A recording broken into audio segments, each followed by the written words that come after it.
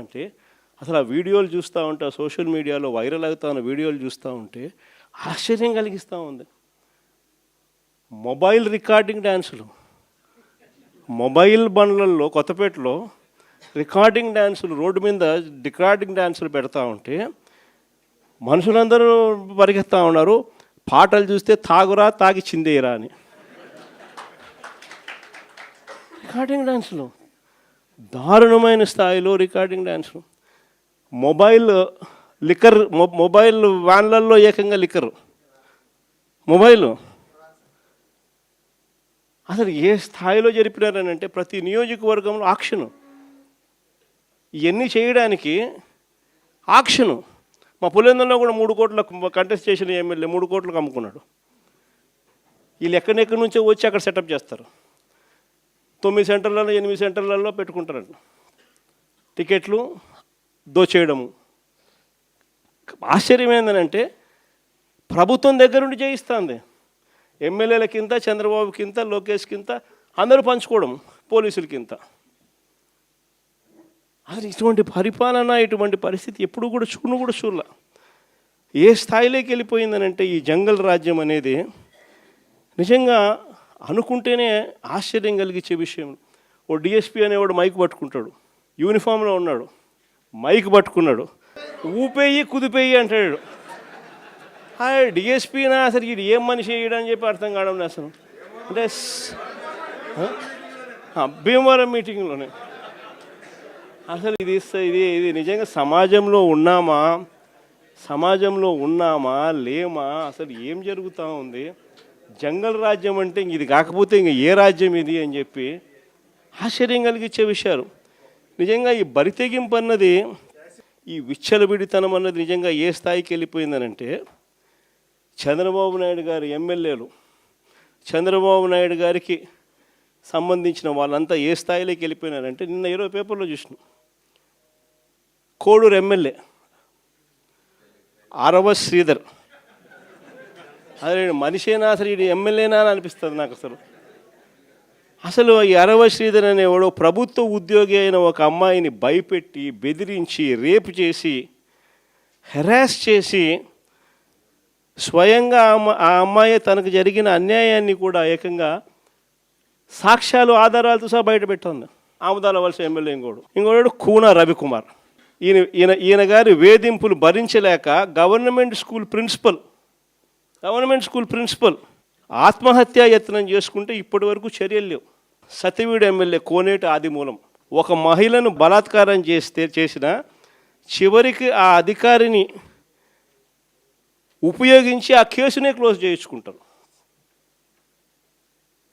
అసలు ఎంత దారుణంగా జరుగుతుందనంటే ఇంకొకడు మంత్రి సంధ్యారాణి పిఏ ఇంకొకడు తనను లైంగికంగా వేధిస్తున్నాడని మరొక ప్రభుత్వ ఉద్యోగి అయిన మహిళ ఫిర్యాదు చేస్తే అతన్ని వదిలేసి ఫిర్యాదు చేసిన ఆయమను జైల్లో పెడతారు. ఆయమ మీద కేసు. ఇంకొకడు గుంటూరు ఈస్ట్ ఎమ్మెల్యే నజీర్ ఇంకొకడు.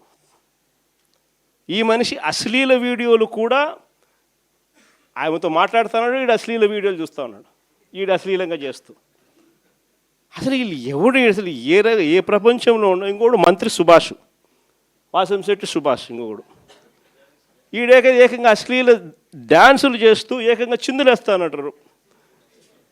అశ్లీల డ్యాన్సులు చేస్తూ ఏకంగా స్టేజ్ ఎక్కి చిందులేస్తాడు మంత్రి.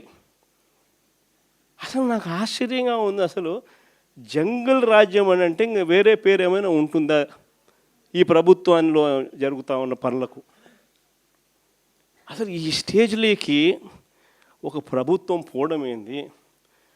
దగ్గరుండి ఇట్లా టోళ్ళని తీసుకొని పోయి ఇన్సిడెంట్ జరిగితే భయము భక్తి లేకపోకుండా మరుసటి రోజు జైల్లో పెట్టాల్సిన వాళ్ళందరినీ జైలు అనేది ఎలా ఉంటుందో చూపించాల్సింది పోయి, ఇలాంటిది ఏదైనా చేయాలంటే బొలులో భయం అనేది ఎలా ఉంటుందో చూపించాల్సింది పోయి వీళ్ళందరినీ ప్రోత్సహిస్తాడు ఎవడు? వీళ్ళందరినీ ప్రోత్సహిస్తూ ఉండేది వీళ్ళు. సాక్షాత్తు దగ్గరుండి చంద్రబాబు నాయుడు, ఆయన కొడుకు, ఆయన ప్రభుత్వం. నిజంగా ఇలాంటి పాలనలో మనం ఉన్నాము, ఇలాంటి రాష్ట్రంలో మనం ఉన్నాము అని నిజంగా జంగల్ రాజ్యం అని అంటే ఇదే. విచ్చలవిడి అవినీతి కనిపిస్తూ ఉంది. ఎమ్మెల్యేల దగ్గర నుంచి మంత్రుల దగ్గర నుంచి విచ్చలబిడితనం కనిపిస్తూ ఉంది. విపరీతమైన కరప్షను, పోలీసులు రెడ్ బుక్ రాజ్యాంగం, ఏ మనిషి తప్పు చేయకపోయినా కానీ దొంగ సాక్ష్యాలు, దొంగ కేసులు పెట్టి బెదిరిస్తూ ఉన్నారు, తీసుకొని పోతున్నారు, అరెస్టులు చేస్తూ ఉన్నారు. ఒకవైపున ఇవన్నీ, మరోవైపు చూస్తే ఎన్నికలప్పుడు చెప్పినటువన్నీ అబద్ధాలు, అన్నీ మోసాలు, మరోవైపున మంచి పథకాలన్నీ రద్దు, ఇంకోవైపు చూస్తే వ్యవస్థలన్నీ కొలాప్స్. ఈ మాదిరిగా సాగుతూ ఉంది చంద్రబాబు నాయుడు పాలన.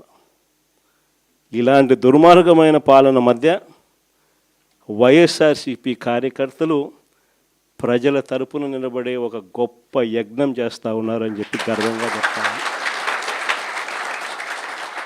ఇలాంటి పాలన మధ్య ప్రజలకు నిజంగా వైఎస్ఆర్సీపీ పార్టీ అవసరం ఉంది. ప్రతి కష్టంలోనూ మనకు ప్రజలకు తోడుగా ఉండాల్సిన ధర్మం మన మీద ఉంది. కాబట్టి నేను మీ అందరికీ కూడా ఒకటే చెప్తా ఉన్నా, చూస్తా 2 ఏళ్ళు అయిపోయింది, ఇంకా కళ్ళు మూసుకొని కళ్ళు తెరిచేసరికి ఇక 3 ఏళ్ళే ఉంది. ఈ 3 ఏళ్లలో కూడా ఇంకొకటి 1.5 సంవత్సరం గడిస్తే ఆ తర్వాత నా పాదయాత్ర కూడా స్టార్ట్ అవుతుంది.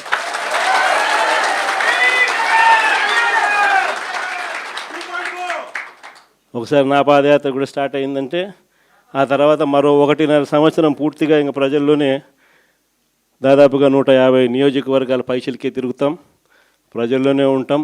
ప్రతి 3వ రోజు ఏదో ఒక నియోజకవర్గం నుంచి కాన్స్టిట్యున్సీలో ప్రజల ఉప్పెనను చూపిస్తూ పబ్లిక్ మీటింగ్లో ప్రజా సమస్యలను లేవనెత్తు చంద్రబాబు నాయుడు కడిగేస్తూ పోతూ ఉంటాం.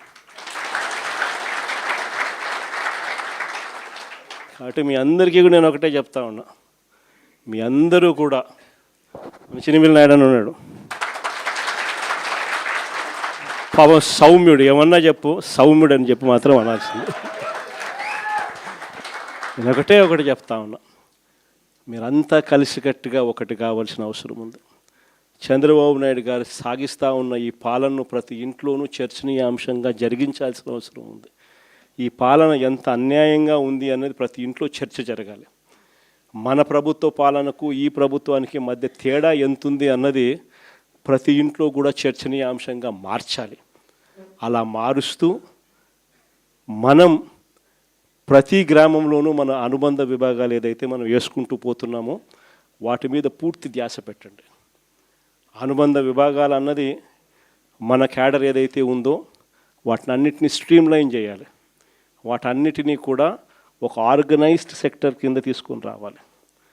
తీసుకొని వచ్చి ప్రతి ఇంట్లోనూ ఈ చర్చనీయాంశం అయ్యేట్టుగా ఈ కార్యక్రమాలన్నీ చేస్తూ చంద్రబాబు నాయుడు గారు చేస్తూ ఉన్న అన్యాయాలకు ప్రజలకు తోడుగా నిలబడే కార్యక్రమం మనం చేయాల్సింది. ఇది మనం చేద్దాం.